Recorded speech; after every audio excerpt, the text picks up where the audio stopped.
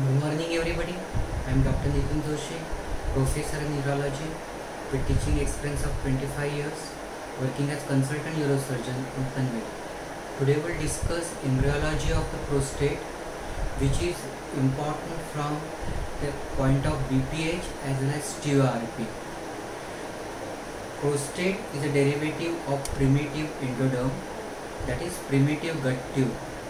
The primitive gut tube differentiates into foregut, midgut and hindgut. Cloaca is a part of hindgut. Cloaca is like a dilated chamber. In 5th or 6th week of intrauterine life, there is a development of a septum called as urorectal septum. Urorectal septum divides cloaca into larger ventral primitive urogenital sinus and smaller dorsal anorectal canal. At the same time, that is 5th to 6th week of intrauterine life, in the thoracolumbar region, there is a development of tissue called as mesonephros. Mesonephros is functional tissue in intrauterine life. Its tubules and ductules, they drain into the mesonephric duct, which is also called as Wolffian duct. The Wolffian duct or the mesonephric duct elongates to drain into the primitive urogenital sinus. Due to draining of mesonephric duct into primitive urogenital sinus, the primitive urogenital sinus gets differentiated into cranial vesico-urethral canal and distal, that is definitive urogenital sinus. The vesico-urethral canal develops into bladder and proximal part of the urethra, that is proximal prostatic urethra. The opening of the two mesonephric ducts in postnatal life marks the opening of two ejaculatory ducts. So the proximal part of the prostatic urethra originates from the vesico-urethral canal, and the definitive urogenital sinus gets differentiated into two parts, that is pelvic part and the phallic part. The remaining part of the prostatic urethra and the membranous urethra originates from the pelvic part of the definitive urogenital sinus, while the anterior urethra develops from the phallic part of the definitive urogenital sinus under the influence of the hormone testosterone secreted from the fetal testes. After the urogenital sinus receives, or the mesonephric duct drains into the urogenital sinus, after that, around the same time, that is 5th to 6th week of intrauterine life, there is origin of the diverticulum from the lower part of the mesonephric duct, which is called as ureteric bud. This ureteric bud then will be growing towards the metanephros to differentiate in the pelvic alveolar system. After the origin of the ureteric bud, the part of the mesonephric duct which is below the origin of ureteric bud and between the vesico-urethral canal dilates to form a common nephric duct or common excretory duct.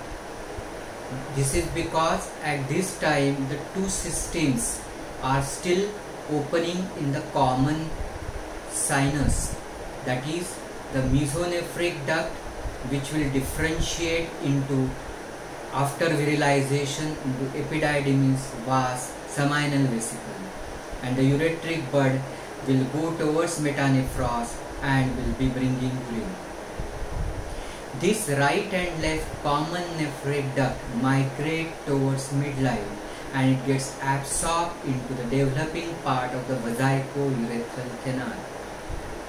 The part of the absorbed right and left common nephric duct in postnatal life contributes to what is called as central zone as per the McNeil zonal concept.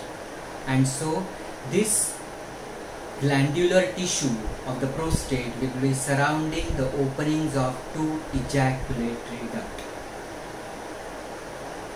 After the absorption of the right and left common nephric duct, the two systems, that is the mesonephric duct and the ureteric bud, they separate from each other and they rotate and migrate in opposite direction with respect to each other. The first morphogenic change in the appearance of the prostate is the development of 5 different groups of the buds, which are called as the solid epithelial or solid epidermal buds, which originate from the epithelium. At this stage there is no urothelium, it is the epithelium of urogenital sinus. And the origin of, or the induction for the development of these 5 groups of the solid epidermal or epithelial buds is because of the stimulatory effect of the mesenchymal cells. In the process of BPH, after the age of 40, again it is the stromal cells which induces the growth of new glands, and that is growth of epithelial cells, and therefore BPH is also called as embryonic reawakening phenomenon. So in embryogenesis, it is the stromal component which induces the formation of 5 different groups of solid epithelial or epidermal buds which grow in the surrounding mesenchyme.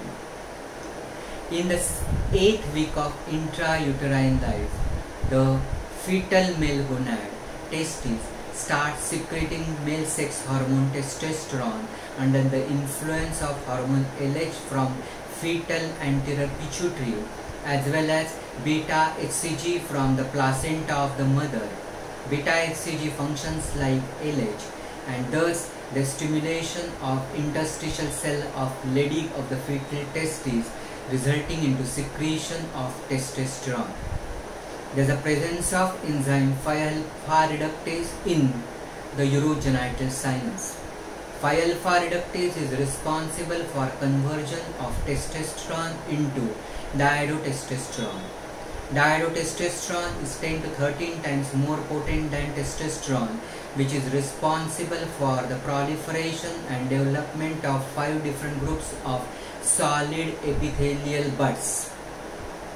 These 5 groups of buds, they will be proliferating into the network of tubules and ductules, and they will be differentiating into the basal cell type and the luminal cell type phenotype, as well as there will be canalization to form the lumina.